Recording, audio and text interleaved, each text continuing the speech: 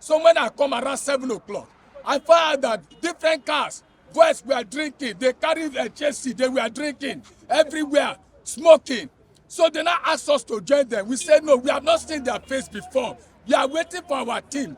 We know the people, we have seen our face. Then let's wait for people we always protest together to come. Before I know, they start beating me, they were beating me and hit me, look at my face. They hit me and hand over me to police. Police keep me inside police van. Till now, when these boys, they come out, they now protest towards them. They have seen the riot, they start throwing tear gas. Yes. Before they free me to go, they tell me to go and never come back again.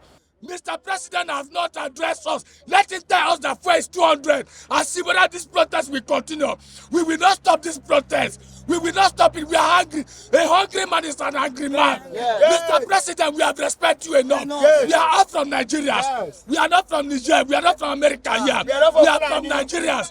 Please, Mr. President, we are asking you, bring down this fuel. Take back the fuel subsidy. We have tried a lot. We are hungry. Our children are hungry. We can't feed anymore, Mr. President. I saw some boys that did not stop. And immediately I got and they said I should come over this way if I'm part of the protesters. I looked at them and I was like, no. I crossed over to the other side where I saw the police vans parked. And on getting to the other side, I saw 2 men, I was just talking to them. And next thing, 3 men crossed over to me and they asked me, am I with the protesters? I said yes. Immediately they started slapping me and beating me. And one was trying to open my bag, the other 2 were dragging my phone. They wanted my phone. I was like, what's happened? And we had a clash, started arguing and fighting. And these policemen that were there, vans were parked there, they were all folding their hands and watching. Immediately, some civil defense officers that were there, but the ones that were now trying to shout. Then the police people came and said I'm arrested for protesting. I am not comfortable, my boss. I am not comfortable at all because I don't understand how the states will have one commissioner and will have different orders flying around. The commissioner cannot call these other boys to order because they will say there's an order from above. So what order from above? Is it to shoot at the peaceful protesters? Because the boys that came with guns. I saw it in my own eyes. They came with guns, knives, daggers, and the rest. We can't be having a peaceful protest.